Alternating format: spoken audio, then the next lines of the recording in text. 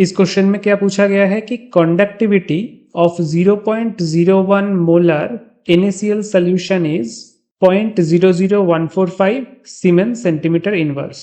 अगर इस सोल्यूशन में हम एक्स्ट्रा 100 ml वाटर को एडिशन करते हैं तो इसका कंडक्टिविटी का कैसा चेंज होगा, इंक्रीजेज और डिक्रीजेज और रिमेन्स अनचेंज्ड और first increases and then decreases. ये देखने में तो सिंपल सवाल है लेकिन इसके अंदर दो इंपॉर्टेंट कंसेप्शन हिडन है, उसको हम सॉल्व करेंगे। उससे पहले मैं इस क्वेश्चन के साथ और एक क्वेश्चन खुद से एडिशन कर देता हूं कि आपको यहाँ पे कंडक्टिविटी कैसे चेंज होगा ये पूछा गया है। यहाँ पे मैं ऐड करता हूं कि मोलर कंडक्टेंस या मोलर कंडक्टिविटी ये कैसे चेंज होगा अगर हम 100 ml एक्स्ट्रा एडिशन कर दे इस सोल्यूशन में, ये भी आप सोच के बताइए। हम अप्रोच कैसे करेंगे, देखिए conductivity, conductance and molar conductivity तीनों अलग अलग चीज है। आप एक सिंपल इक्वेशन याद रखना, R equals to rho L by A, यहां से बाकी सब इक्वेशन डिराइव हो जाएगा। R क्या है, R इज रेजिस्टेंस, रो क्या है, रो इज रेजिस्टिविटी। ये दोनों वर्ड आप ध्यान में रखिएगा, एक है रेजिस्टेंस, दूसरा है रेजिस्टिविटी।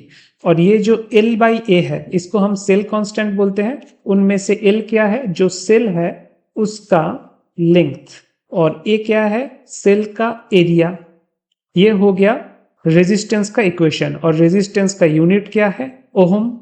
अब इसी इक्वेशन को अगर हम इनवर्स करके लिखें, इनवर्स मतलब R के जगह हम लिखेंगे 1 बाई आर, रो के जगह हम लिखेंगे 1 बाई रो, और जो सेल कांस्टेंट था L बाई ए उसको हम रिवर्स करके लिखेंगे A बाई एल।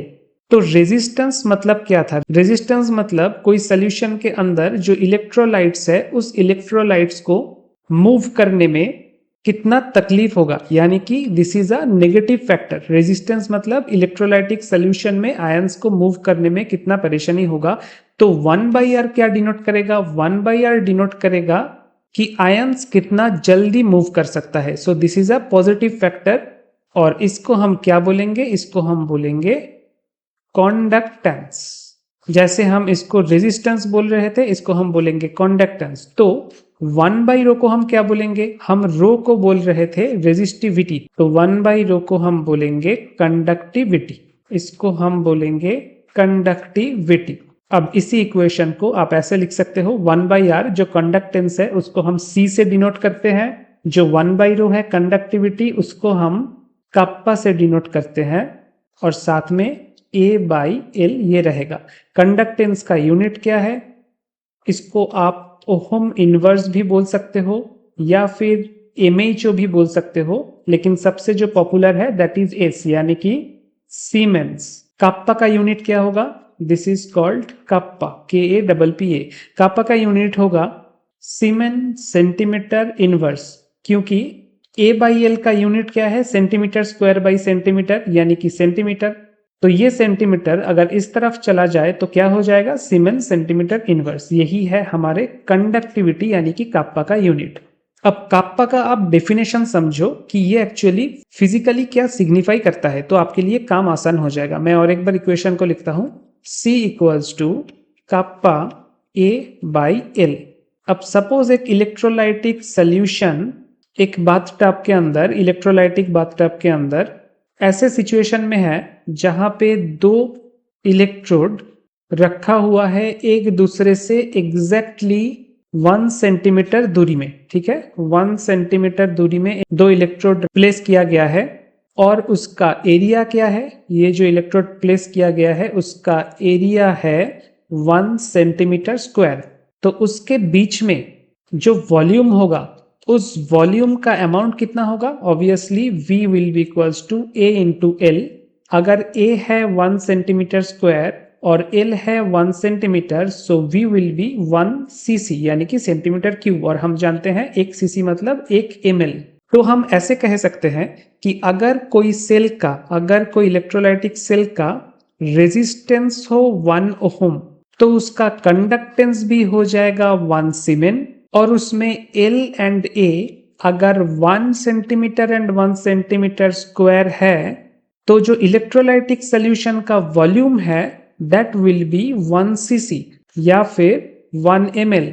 तो काप्पा को हम ऐसे डिफाइन कर सकते हैं कि 1 ml solutions capacity to conduct electrical charge। और कितना अमाउंट ऑफ इलेक्ट्रिकल चार्ज ये कंडक्ट कर पाएगा वो डिपेंड किस पे करेगा, वो डिपेंड करेगा ये जो 1 ml सोल्यूशन है उसके अंदर कितना अमाउंट इलेक्ट्रोलाइट प्रेजेंट है। Amount of electrolyte present in 1 ml। अब सपोज NaCl सोल्यूशन का बात हो रहा है। NaCl एक स्ट्रॉन्ग इलेक्ट्रोलाइट है तो सोल्यूशन में जाते ही Na+ एंड Cl- में वो डिसोसिएट हो जाएगा। तो अगर आपके पास x मोलर, मैं मान लेता हूं आपके पास x मोलर NaCl सोल्यूशन है, कितना है हमें पता नहीं। आप बताओ कि इसका कंडक्टिविटी क्या होगा। हम कंडक्टिविटी को जानना चाहते हैं, इसका कंडक्टिविटी क्या होगा। हमें पता है कि कंडक्टिविटी मतलब amount of electrolyte present in 1 ml electrolytic solution, उसी के कैपेसिटी को हम कंडक्टिविटी से कंपेयर करते हैं। कंडक्टिविटी यानी कि काप्पा से कंपेयर करते हैं। तो x मोलर NaCl सोल्यूशन मतलब 1 ml में कितना NaCl रहेगा। x मोलर मतलब अगर ये 1000 ml होता यानी कि 1 लीटर होता, then 1000 ml NaCl solution would contain, ये कंटेन करता एग्जैक्टली x मोल NaCl। हमें क्या जानना है, हमें जानना है कि 1 ml NaCl सोल्यूशन कितना कंटेन करेगा। तो ऑब्वियसली वो कंटेन करेगा x/1000 मोल NaCl। अब हमने ऑलरेडी देखा है कि एक NaCl का मॉलिक्यूल डिसोसिएट होके एक Na+ और एक Cl- देता है, मतलब चार्ज कैटायन भी कैरी कर सकता है और एनायन भी कैरी कर सकता है। सो हम इसको डबल कर देंगे, इसको डबल करके लिखेंगे 2x/1000 मोल चार्ज। इतना इलेक्ट्रिकल चार्ज कैरी कर रहा है। कौन कैरी कर रहा है? 1 ml x molar NaCl solution. अब आपके पास और एक सोल्यूशन मैं दे रहा हूं जिसका मोलरिटी है 2x मोलर NaCl सोल्यूशन। अब बताओ कि इसका कंडक्टिविटी क्या होगा। अच्छा, ये जो हमारा 2x/1000 मोल चार्ज निकला था दैट इज इक्विवेलेंट टू काप्पा, ठीक है, कंडक्टिविटी। तो इसको हम काप्पा 1 नाम देंगे। अब 2x मोलर NaCl सोल्यूशन अगर हमारे पास है, वहां पे हम अगर सेम कैलकुलेशन करेंगे तो क्या आएगा कि 1000 ml 2x molar NaCl solution contain करता है एग्जैक्टली 2x मोल NaCl मॉलिक्यूल को। तो 1 ml 2x molar NaCl solution कितना कंटेन करेगा?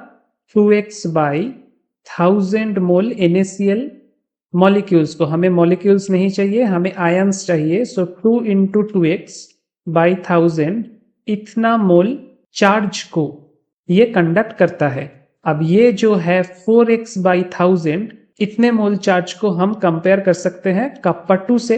तो ऑब्वियसली काप्पा 1 एंड काप्पा 2 इन दोनों को अगर आप कंपेयर करोगे तो क्या देखोगे कि एग्जैक्टली काप्पा 2 इज काप्पा 1 से डबल हो गया, क्योंकि हमने कंसेंट्रेशन क्या किया था, डबल कर दिया था। एक बार हमने 2x मोलर NaCl सोल्यूशन लिया था और एक बार हमने x मोलर NaCl सोल्यूशन लिया था। तो यहां से साफ साफ क्लियर हो जाता है, क्या क्लियर होता है कि कंडक्टिविटी ये लाइन आप नोट करके रखिए, conductivity is directly proportional to concentration of the electrolyte solution, ठीक है, concentration of the electrolyte solution. अब क्वेश्चन में चलते हैं। क्वेश्चन में क्या पूछा गया था? क्वेश्चन में गिवन डेटा के मुताबिक सोल्यूशन था आपके पास 0.01 मोलर NaCl। कितना वॉल्यूम ये हमें पता नहीं है, हम एज्यूम कर लेते हैं कि हमारे पास 1 लीटर ये सोल्यूशन था और इसका काप्पा क्या था, इसको हम काप्पा 1 इमेजिन करते हैं, एज्यूम करते हैं। काप्पा 1 का वैल्यू गिवन है 0.00145 सीमेन सेंटीमीटर इनवर्स। अब अगर इसमें हम 100 ml वाटर यानी कि जो सॉल्वेंट है इसको ऐड कर दे तो क्या हो जाएगा? अगर वॉल्यूम 1 लीटर था यानी कि 1000 ml अगर वॉल्यूम था तो अभी न्यू वॉल्यूम क्या हो जाएगा? 1100 ml, 1100 ml ये न्यू वॉल्यूम हो जाएगा। अब आप बताओ कंसेंट्रेशन कैसे चेंज होगा। कंसेंट्रेशन मतलब एग्जैक्टली 0.01 मोल NaCl पर लीटर एग्जिस्ट कर रहा था, अभी क्या हो जाएगा, अभी होगा 0.01 मोल NaCl तो है, लेकिन वो एग्जिस्ट करता है इन 1100 ml सोल्यूशन। तो अभी इसका कंसेंट्रेशन कितना हो जाएगा, आप ऐसे कैलकुलेट करोगे कि 1100 ml सोल्यूशन में एग्जिस्ट करता है 0.01 मोल NaCl सॉल्ट। सो 1000 ml में कितना एग्जिस्ट करेगा, आंसर आएगा 0.01 बाई 1100 इंटू 1000, दैट इज 0.009। तो कंसेंट्रेशन क्या हुआ, कंसेंट्रेशन कम हो गया। पहले 0.01 मोल पर लीटर कंसेंट्रेशन था, अभी ये डिक्रीज होके हुआ 0.009 मोल पर लीटर। तो काप्पा भी क्या होगा, काप्पा डायरेक्टली प्रोपोर्शनल है, सो काप्पा 2 भी डिक्रीज करेगा, काप्पा 1 से डिक्रीज करेगा। और अगर आप एग्जैक्ट वैल्यू चाहते हो तो आप कैसे कैलकुलेट करोगे, आप ऐसे लिखोगे कि new concentration by old concentration equals to kappa 2 जो कि कंडक्टिविटी है न्यू कंसेंट्रेशन में, डिवाइडेड बाय काप्पा 1। काप्पा 1 का वैल्यू कितना था, 0.00145 सीमेन सेंटीमीटर इनवर्स। अब न्यू कंसेंट्रेशन हमें पता है 0.009, ओल्ड कंसेंट्रेशन था 0.01। सो इस इक्वेशन से आपको काप्पा 2 का वैल्यू मिल जाएगा। काप्पा 2 विल बी 0.001305। तो ये क्या हो गया, वैल्यू डिक्रीज कर गया क्योंकि डाइल्यूशन हो गया है, कंसेंट्रेशन भी कम हो गया है। तो यहीं से आपको आंसर मिल जाएगा। आंसर क्या होगा, ऑप्शन बी। ऑप्शन बी में है डिक्रीज होगा। This will be your correct choice. अब देखो दूसरा क्वेश्चन मैंने क्या पूछा था कि मोलर कंडक्टिविटी में क्या इफेक्ट आएगा अगर हम 100 ml वॉल्यूम एक्स्ट्रा ऐड करते हैं, तो मोलर कंडक्टिविटी कैसे चेंज होगा। आपने ये लाइन नोट कर लिया है आई होप कि conductivity is directly proportional to concentration of the electrolytic solution. अब what about molar conductivity. Molar conductivity ये जो सभी टर्म्स है उसका अगर डेफिनेशन एंड उसका फिजिकल सिग्निफिकेंस आपके पास क्लियर है तो बाकी कोई भी चीज आपको याद रखने की जरूरत नहीं, इवन फॉर्मूला भी आप खुद से जनरेट कर पाओगे। मोलर कंडक्टिविटी का डेफिनेशन क्या है कि कोई इलेक्ट्रोलाइटिक सोल्यूशन में आपको कंडक्टेंस मेजर करना है, कंडक्टेंस मेजर करना है। कंडक्टेंस यानी कि सी नॉट काप्पा, ठीक है, काप्पा कंडक्टिविटी है। Conductance of A volume portion, conductance of a volume portion of an electrolytic solution in which only 1 mole of electrolyte is present। इसको आप बहुत अच्छे तरीके से समझो। यहां पे आपको 1 लीटर इलेक्ट्रोलाइट का कंडक्टेंस नहीं जानना है, आपको क्या जानना है, अगर ये टोटल सोल्यूशन है, इस टोटल सोल्यूशन में एग्जैक्टली 1 मोल इलेक्ट्रोलाइट, सपोज इस एरिया में अगर आपके पास 1 मोल इलेक्ट्रोलाइट एग्जिस्ट करता है, तो इस एरिया का जो वॉल्यूम होगा, इस एरिया का जो वॉल्यूम होगा, उस वॉल्यूम पोर्शन का कंडक्टेंस, उसी को हम बोलेंगे मोलर कंडक्टिविटी। अब डायरेक्ट एक एग्जांपल लेके देखते हैं। सिमिलर एग्जांपल लेंगे। सिमिलर एग्जांपल कैसे लेंगे कि x मोलर NaCl है और 1 लीटर है, ठीक है, उसका सोल्यूशन। अब बताओ इसका मोलर कंडक्टिविटी क्या होगा, कैसे निकालोगे। 1 लीटर x मोलर NaCl मतलब 1000 ml of this solution, 1000 ml of this solution contains exactly x mole NaCl। अब हमें क्या चाहिए, हमें चाहिए कि 1 मोल, ये डेफिनेशन और एक बार समझो कि 1 मोल इलेक्ट्रोलाइट कितने अमाउंट ऑफ वॉल्यूम में, in how much volume exist, कितने अमाउंट ऑफ वॉल्यूम में एग्जिस्ट कर रहा है। तो इसको हम कैसे लिखेंगे, इसको हम ऐसे लिख सकते हैं कि x मोल इलेक्ट्रोलाइट एग्जिस्ट कर रहा है 1000 ml में, तो 1 मोल इलेक्ट्रोलाइट एग्जिस्ट करेगा 1000 बाई x इतना ml वॉल्यूम में, ठीक है। ये आपके पास एक क्या आया, वॉल्यूम पोर्शन आया। This is volume portion, this is your volume portion. अब मान लो कि इसी सोल्यूशन में हमने बाहर से ऐड कर दिया है VmL सॉल्वेंट, VmL सॉल्वेंट इसमें ऐड कर दिया है। अब टोटल सोल्यूशन क्या हो गया है, 1 लीटर था, तो अभी 1000 प्लस VmL ये है टोटल सोल्यूशन। लेकिन अंदर इलेक्ट्रोलाइट कितना है, अंदर इलेक्ट्रोलाइट तो सेम है, 1 स्मॉल NaCl ही है। हमें क्या देखना है, हमें देखना है कि 1 मोल इलेक्ट्रोलाइट कितने वॉल्यूम में है। तो इसको हम कैसे लिखेंगे कि 1 स्मॉल NaCl एग्जिस्ट कर रहा है 1000 प्लस VmL सोल्यूशन में। तो 1 मोल इलेक्ट्रोलाइट एग्जिस्ट कर रहा है कितने में, 1000 प्लस V बाई X, इतना ml वॉल्यूम में। ये आपके पास क्या आ गया, ये आपके पास दूसरा वॉल्यूम पोर्शन आ गया। आपके पास पहला वॉल्यूम पोर्शन कौन सा था, ये वाला था आपके पास पहला वॉल्यूम पोर्शन 1000 बाई X। अभी का वॉल्यूम पोर्शन कितना है, 1000 प्लस V बाई X। अब आप समझो, एक जगह पे है 1000 बाई X इतना ml, मतलब ये सीधा सीधा वॉल्यूम है। वॉल्यूम को हम ऐसे दिखा सकते हैं, suppose this is a road और इस रोड का वॉल्यूम है 1000 बाई XmL। दूसरा वॉल्यूम पोर्शन क्या था, दूसरा वॉल्यूम पोर्शन था 1000 plus V by XmL। Obviously इससे ग्रेटर है, तो इसका जो रास्ता होगा, अगर कोई रास्ते से हम इसको रिप्रेजेंट करें तो वो रास्ता बहुत ज्यादा वाइड होगा। Now in both case 1 and case 2, in both case हमारे पास इलेक्ट्रोलाइट तो सेम अमाउंट है। यहाँ पे भी 1 मोल NaCl है और यहाँ पे भी 1 मोल NaCl है। तो आप बताओ कि जो कम वॉल्यूम वाला रोड है वहां पे 1 मोल NaCl ज्यादा फास्ट मूव कर पाएगा, या फिर जो ज्यादा वॉल्यूम वाला रास्ता है वहां पे NaCl ज्यादा स्पीड से और ज्यादा आसानी से मूव कर पाएगा। ऑब्वियसली यहाँ पे ज्यादा इसका स्पीड होगा।